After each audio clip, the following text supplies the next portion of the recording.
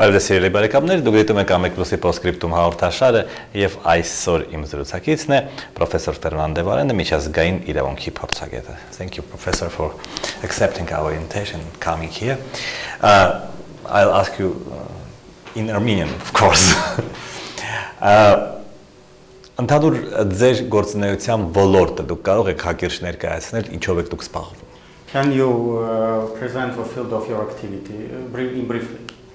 Yes, my work is mainly in the area of human rights and especially the human rights of minorities in international law. Իմ գործը վերաբերում է մարդու իրավունքներին եւ հատկապես միջազգային իրավունքում փոքրամասնությունների իրավունքին։ Որ փոքրամասնություններով եք օրինակ դուք զբաղվել, որ երկրների? At what minorities you have work, what countries? I've actually worked in many countries all around the world, in Africa, Asia, and Europe, especially in Europe. Ես աշխատել եմ շատ երկրներում, Աֆրիկայում, Ասիայում, հատկապես Եվրոպայում։ I've done a lot of work in the area of Central and Eastern Europe in particular, involving minorities. Հատկապես կենտրոնական եւ հարավարևելյան Եվրոպայում փոքրամասնությունների իրավունքների հետ կապված ազգային։ So that includes, it can include countries like the United Kingdom, Spain, France, but also the Ukraine, Kyrgyzstan, Kazakhstan, Russia, Estonia. Դրանք երկրներ են Անգլիան, Իսպանիան, Ֆրանսիան, ինչպես նաև Կырգызստանը, Ղազախստանը, Ուկրաինան, Լատվիան եւ այլն։ Ձեր աշխատանքը զուտ գիտական, ուսումնասիրական աշխատանք է, թե ձեր զեկույցները կամ ձեր հրապարակումները ինչ որ հետևանքներ են ունենում։ Your work is purely scientific or it has any applicable field? It is mainly scientific, but I'd like to think it is practical science.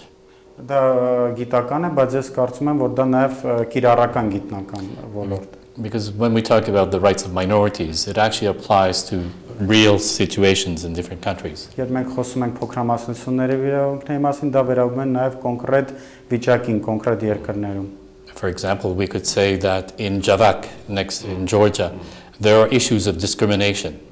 Օրինակ մենք կարող ենք խոսալ Ջավախի, Վրաստանի Ջավախի տարածաշրջանի մասին, որտեղ կա խտրականության խնդիր։ And some of my work is to show governments sometimes what they should do not to discriminate, especially in the area of language. Եվ իմ գործն է ցույց տալ իշխանություններին ինչ պետք է անեն, որպեսզի խտրականություն չդրսևորվի, հատկապես լեզվի ոլորտում։ Մի կողմ թողնելով դեռ Վրաստանը, այլ եվրոպական երկրների կառավարությունները ինչպիսի ռեակցիա են տալիս ձեր այդ զեկույցներին։ Let's put aside Georgia for a while. What's the reaction of European governments on your work? I mean, your reports, if you haven't. Well, my reports are really involving international law. And so it's not so much European governments, but European institutions that are interested in this. Իմ գործը վերաբերում է միջազգային իրավունքին, ոչ այնքան վերաբերում է եվրոպական իշխանություններին, ինչքան եվրոպական կառույցներին, որոնք շատ հետաքրքրված են այդ հարցում։ For example, the Council of Europe is very much involved in the area of human rights and the rights of minorities. Օրինակի համար Եվրոպայի խորհուրդը, որը շատ ներգրավված է փոքրամասնությունների, ազգային փոքրամասնությունների իրավունքների։ So it's more organizations like the Council of Europe, even sometimes the European Court of Human Rights that are interested or active in this kind of work. Եվ այդ տիպի կազմակերպություններ երբեմն անգամ եվրոպական դատարանը մարդու իրավունքներ, որոնք հետաքրքրված են այս տիպի ուսումնասիրությունների հարցում։ Դուք կարող եք ընդհանուր գնահատական տալ Եվրոպայում, ոչ արևելյան Եվրոպայում, այլ ընդհանրապես Եվրոպայում այդ հարցը փոքրամասնությունների հարցը ինչպես է լուծում, ինչ մակարդակի վրա է։ How can you describe generally in what level it solve problems of national minorities in Europe? I mean, not in Eastern Europe, but in Western European countries. Well, the problem, or not the problem, the issue of minorities is an issue everywhere, and it's not always easy for governments. Փոքրամասնությունների հարցը ամենտեղ էլ խնդիր է եւ միշտ հեշտ չի իշխանությունների համար։ Spain for a long time didn't know how to deal with the Basque or the Catalan minorities. Օրինակի համար Իսպանիան շատ երկար ժամանակ չգիտե ինչպես վարվել բասկերի կամ կատալանիայի խնդիրը։ Հիմա գիտեն ինչպես վարվել։ Do you know now how to handle them? I think we have a better sense, a better understanding of how. Կարծում եմ, որ այո, հիմա արդեն մենք այլևս ունենք մի ինչ-որ ավելի լավ հասկացողություն այդ հարցում Իսպանիայի իշխանությունների կողմից։ In a way, it's a bit of a balance. You have to have governments that respond to minorities in a way that reflects the reality. Դա հավասարակշռության խնդիր է։ Դուք պետք է տեսնեք ինչպես են իշխանությունները պատասխանում փոքրամասնությունների պահանջին եւ ինչքան է դա արզդում իրականության վրա։ You cannot treat one very, very large minority in the same way as you treat a tiny, very, very small one. Դուք չեք կարող ինչ-որ գործ ունենալ մեծ լուծել հարցերը մեծ փոքրամասնությունների միևնույն ժամանակ թողնելով փոքր փոքրամասնությունների հարցերը։ So that's why in recent years there's a number of documents, even treaties, legal documents, that say describe in general terms, but they do describe how governments should treat minorities and the situation, the circumstances of different minorities. Եվ վերջին տարիներին կան փաստաթղթեր մշակվել, որտեղ ցուցումներ են տրվում իշխանություններին, ինչպես նրանք պետք է կոնկրետ ոլորտներում փոքրամասնություններին վերաբերվեն։ Արևելյան Եվրոպան եւ նախին խորհրդային երկրները ունեն այս առումով որոշակի սպეციფիկա։ Do Eastern Europe and former Soviet states have any specific in these issues? Where is any specific in these issues? Any specific what exactly? Փոքրամասնությունների հարցում for minorities issues, national minorities. Well, different governments can have even in Eastern Europe very different approaches. Some governments I think are better than others, and for example the Hungarian government has laws recognizing rights of minorities, and they actually describe how and what kind of rights they would have. Օրինակի համար որոշ կառավարություններ ավելի լավ են վերաբերում փոքրամասնություններին, օրինակի համար Հունգարիայի իշխանությունները բավականին այսօր հարգում են փոքրամասնություններին։ Ովքեր են փոքրամասնություն Հունգարիայում? What are the minorities in Hungary? Oh, you have a small Slovak, even a small Serbian, and there is also the Roma, the Gypsy minorities. Փոքր Սլովակ, սերբեր, գնչուների փոքրամասնություն. So I think the Hungarian model, the laws they have for minorities is pretty good. It's not perfect, but it's pretty good. Կարծում եմ, որ հունգարական մոդելը բավականին լավ է, եթե ոչ կատարյալ։ But then on the other side, you have some countries, Central or Eastern European countries, where basically they do not want to recognize any rights whatsoever for minorities. Եվ մյուս կողմից մենք ունենք երկրներ Արևելյան Եվրոպայում եւ Խորհրդային Միության նախկին պետությունը, որոնք ընդհանրապես չեն ուզում որևէ փոքրամասնության իրավունք, ազգային փոքրամասնության իրավունք ճանաչել։ Վրաստանը այդ երկրների շարքում է։ Is Georgia in that one of these such states? Georgia is in a funny situation. In what situation? Funny. Հետաքրքիր ծիծաղելի վիճակի մեջ է Վրաստանը։ After, in the 1990s, let's say 95, 96, 97, minorities, actually there were some laws which permitted the use of Armenian, for example, in government offices. 90-ական թվականներից 95-96 թվականից հետո կան ինչ-որ օրենքներ, որոնք թույլ են տրվել հայերենի կիրառությունը իշխանական։ But then most of these laws were changed. And the government moved towards getting rid of, eliminating many of the previous rights of minorities. Հետո այդ իրավունքները, այդ օրենքները փոխվեցին եւ հիմա իշխանությունները գնում են այն ճանապարհ, որպեսզի բացառեն փոքրամասնությունների իրավունքները հայ։ So that today I can say that Georgia actually does not respect the rights of minorities very much. If you look at the European standards. Եվ այսօր կարող եմ ասեմ, որ եվրոպական ստանդարտներով Վրաստանը, որը շատ չի հարգում իր ազգային փոքրամասնությունների իրավունքները։ I'm talking as a legal expert. They actually have gotten worse, limited, restricted the rights of minorities more and more. Ես խոսում եմ որպես իրավական փորձագետ, նրանք գնալով ավելի շատ են սահմանափակում փոքրամասնությունների իրավունքները ազգային փոքրամասնությունների։ Հետաքրքիր է, որ դուք խոսում եք Վրաստանի մասին, որ Սաակաշվիլու գալուց հետո շատ գովաբանվում է արևմուտքի կողմից որպես դեմոկրատական, որպես բարեփոխումներով գնացող երկիր։ Actually, it's interesting that you talk about Georgia, that after Saakashvili is praised by West as a democratic state. You can have democracies that don't respect human rights very well. Դուք կարող եք ունենալ ժողովրդավարություն, որտեղ չեն հարգվում ազգային փոքրամասնությունները։ Հակասական գնահատական։ It's a classic estimate. And yes, I think I'm not a political expert, so my knowledge of the political situation of Georgia is maybe not the best.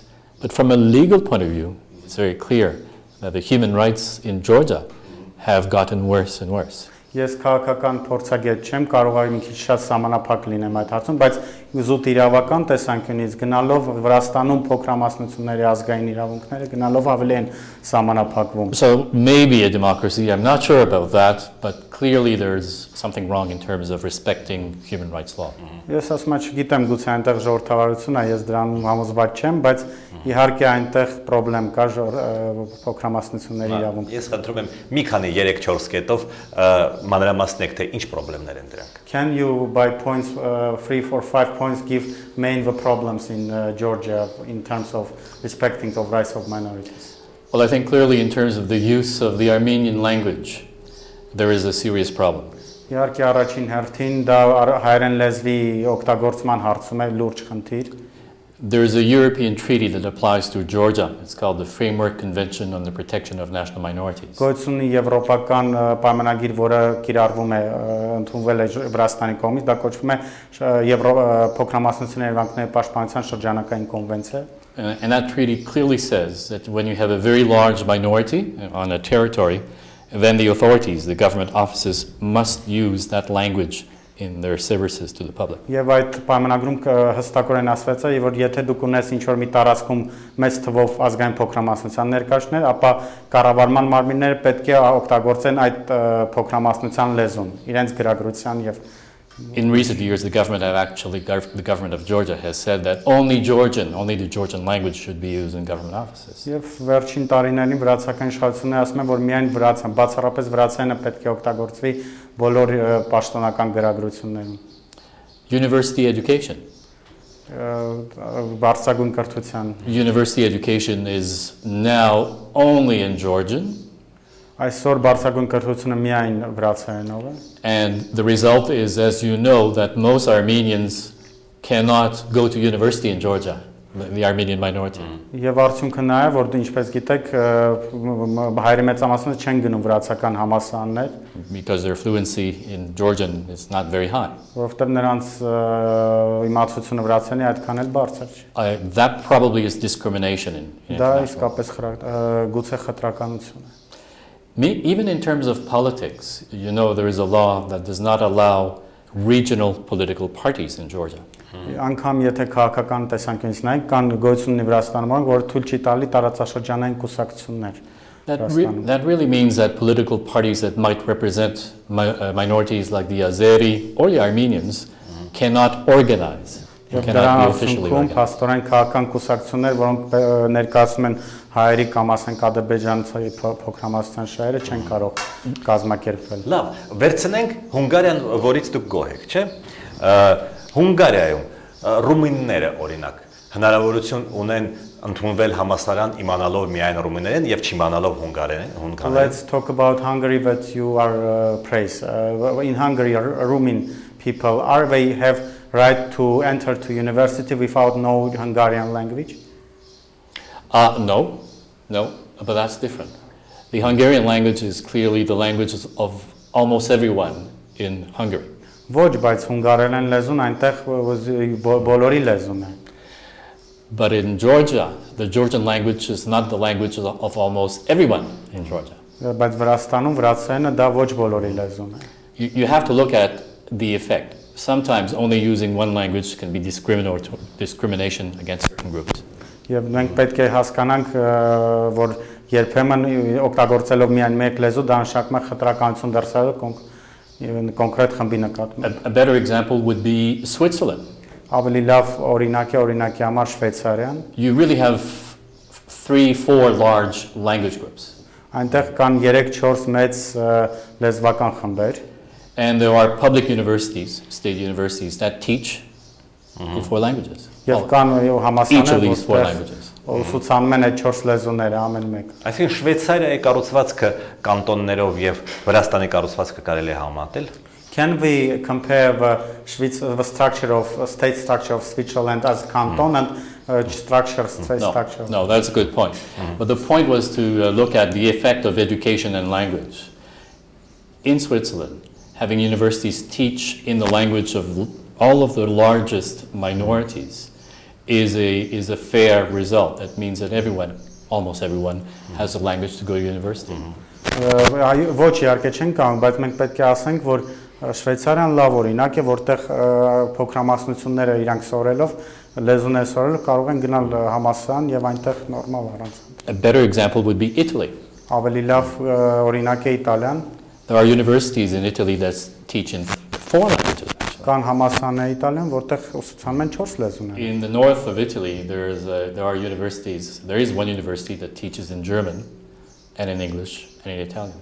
Օրինակի համար Իտալիայի հյուսիսում կա համալսարաններ, որտեղ ուսուցանում են գերմաներենով, իտալերենով եւ անգլերենով։ In the region where you have large numbers of people who speak those languages. Այն տարածաշրջանում, որտեղ այդ լեզուներով խոսող մեծ թիվ է մարդ է ապրում։ Լավ, դառնալով Վահագն Չախալյանի գործով, նրան մեղադրում են լրտեսության մեջ, որքան հասկանում եմ։ Այդ մեղադրանքը եթե սխալվում եմ դուք ինձ կոյ։ Հա, Չախալյանի մեղադրանքը ըստ շինծու է։ He says that he thinks that Chakhalyan is accused of spying. I have said no, he's not. And what do you think about this case? No, the case, the legal case against Chakhalyan versus Georgia, there was no accusation of spying. Որևէ մեղադրանք լրտեսության մեջ չկա այդ գործում։ The accusations that went to court mostly dealt with incidents that happened during a demonstration in 2005 and 2006. Այդ մեղադրանքները հիմնականում վերաբերում են այն ցույցերին, որոնք տեղ ունեցան 2005-2006 թվականին քաղաքական ցույց։ And there was also one accusation involving having a weapon and bullets in 2008. Եվ մի մեղադրանքը վերաբերում է նրան, որ 2008-ին նա ինքը տունը պահել է զենք եւ փամփուշտ։ But I want to make this very clear. The government never, in this case against Chakhalyan, never actually said there was any kind of spying. And really it was not a case of violence or terrorism. Եվ ուզում եմ շատ պարզ ասեմ, որ իշխանությունները վրացական երբեք չեն ասել եւ որևէ մեղադրանք չեն ներկայացրել շպիոնաժի կամ ինչ որ բռնություններ կամ ինչ որ terrorism-ի մեջ, որևէ Ինչի համար են նստած։ For what reason he is sitting in prison and for jailed? Well, there could be many reasons. Who really knows? Ով գիտի իրականում ինչ։ But there are many things that are, I think we have to understand in the context. Պաշտոնապես ինչի համար են նստած։ Մենք պաշտոնապես officially what's the charges against him? Yeah, officially the charges, as I said, are hooliganism. So being involved in a demonstration where there was some individuals who maybe was attacking a building. Հիմնական պաշտոնապես առաջինը խուլիգանիզմն է, որ լինել մասնակցություն դեմոնստրացիաներում, որտեղ մի մարդիկ բան են հարձակվել են շինությունների վրա. There was accusations that he organized some of these events. Եվ մի մեղադրանքային է, որ նա կազմակերպել է իբր նման միջոցառում. That he insulted a public official or prevented a public official from doing his work. Անպատվել է պետական պաշտոնյան, երբ ինքը գործեր անում. But most of these, as I said, they were actually non-violent. He himself was not proved to have been involved in any violence. Բայց դա բոլոր այդ մեղադրանքները իրականում ոչ բռնության ոչ կիրառման էր, այսինքն հանրային կարգը խախտման մեջ էր, ինքը երբեք նման որ երբեք չի ապացուցել, որ ինքը ինչ որ ձևով անձամբ բռնություն է գործադրել կամ հանրային կարգ է խախտել։ And you have to ask yourself, when did this happen? Why did it happen? Եվ պետք է մենք հարց տանք մեզ, երբ դա տեղի ունեցավ եւ ինչու դա տեղի ունեցավ։ It happened at the same time when there was a lot of opposition against President Saakashvili. Դա տեղի ունեցավ այն ժամանակ, երբ կար բավականին մեծ ընդդիմություն նախագահ Սաակաշվիլիի դեմ։ This was a time when there were many other people, opponents, even political opponents, who are being harassed or arrested. Եվ դա այն ժամանակ էր, երբ Սաակաշվիլից շատ ընդդիմադիրներ ձերբակալվում կամ հետապնդվում էին։ It was also just before the attack, Georgia's attack on South Ossetia. Եվ դա հենց դրանից բանից Վրաստանի հարձակումից առաջ էր Հարավային Օսիայի վրա։ So when you think about all of that context, եթե մենք դիտում ենք այդ լրիվ it's կոնտեքստի easy մեջ, to believe that what happened was the government afraid of opposition. եւ շատ հեշտ է հասկանալ, որ ինչ տեղ ունեցավ դա վախն էր իշխանությունների ընդդիմության նկատմամբ ընդդիմադիր այդ վիճակը And trying to do something against the leadership of minorities which they were fearful, they were afraid Եվ of. ինչ որ մի միջոցներ ձեռնարկել փոքրամասնության առաջնորդի նկատմամբ, որից նրանք վախում էին։ And this is not simply my opinion. I mean, Դա ոչ թե իմ միակ there are international reports of international organizations who say, no, there's a lot happening in this case, which is wrong. Դա ոչ միայն իմ կարծիքն է անձնական, բայց նաև կան մի շարք զեկույցներ միջազգային կազմակերպություն, որտեղ ասվում է, որ ինչ որ խնդիրներ կան այս գործում վահագնչախ։ Այսինքն դուք կարող եք պնդել, որ Չախալյանի դեմ մեղադրանքները շինծու են։ You can state that the charges against Chakhalyan are trumped up. Let's put it this way. When you look at, from a legal point of view, what I did, my work involved, did he get a fair trial or not? Եկեք այս տեսանկյունից նայենք։ Ես նայում եմ դիտարկում եմ իրավական տեսանկյունից, որտեղ ասում եմ, արդյոք Չախալյանի դատավորությունը արդար էր թե ոչ։ And it's very clear. Դա շատ պարզ է։ What happened during the trial, the court procedures there, and during the appeals, that at least 4 different areas of fair trial, the answer has to be no, he did not. Պարզ է, որ այն ինչ տեղ ունեցել դատարանում եւ վերաքննիչ դատարանում ցույց է տալիս, որ 4 հիմնարար իրավունքներ Վահագն Չախալյանի խախտվել են, արդար իրավունք։ And I'll give a very clear example. I think it's very clear. Ես շատ պարզ օրինակ տամ։ It's a very basic human right. This is part of human right law. Շատ հիմնարար մարդու իրավունքի սկզբունք է։ That if you're accused of a crime, you have the right to question witnesses and question the witnesses also of the prosecution on the other side. Երբ դու մեղադրվում ես ինչ-որ մի հանցագործության, դու իրավունք ունես հարցաքննել վկաներին։ There, in a number of situations, he was not allowed to question Մի շարք իրավիճակներում նրան թույլ չէր տրվել the հարցաքննել witnesses of the other side, of the prosecution. Բանի դատախազության վկաներին հարցաքննել։ That's incredible. That's amazing. That really should never happen. And it cannot happen in a fair Դա trial. երևակայելի է շատ։ Դա նման բան չպետք է տեղ ունենար։ Այդ ամենը դուք զետեղել եք ձեր զեկույցում։ Ինչ եք կարծում, ինչ հետևանքներ կարող է ունենալ ձեր զեկույցը։ All which you put on your report, what do you think, what the consequences could be have in this report and actually a Chakhalyan case out? I think there are 4 areas that very clearly the evidence shows that he did not get a fair trial. Կան ես կարծում եմ որ կան 4 հարթություններ, որտեղ տրվում է որ նա չի ունեցել արդար դատաքննություն։ The European Court of Human Rights in Strasbourg is now will be looking at all of these issues. Մարդու իրավունքների եվրոպական դատարանը Ստրասբուրգում կդիտարկի այս բոլոր խնդիրները։ And if the case continues at the European Court until the end, until the final judgment, in my opinion, it's very clear that the government of Georgia is in a very weak position. Եթե շարունակվի, այսինքն քննումը մարդու իրավունքների եվրոպական դատարանում, իմ կարծիքով Վրաստանի իշխանությունը շատ թույլ վիճակի մեջ են այս հարցում։ From a legal point of view, I think this is an embarrassing case for any government. This would be embarrassing. Իրավական տեսանկյունից սա ամոթալի գործ է ցանկացած իշխանությունների համար։ And many of the things that happened, there is no possible reason. There's no possible justification for that. Եվ այն ինչ տեղ ունեցել այդ դատարանության մեջ շատ բաներ որևէ արդարացում չունի։ So if the judges of the European Court go until the final conclusion, they will, in my opinion, it's quite clear that they will say that the government of Georgia is violating European human rights law here.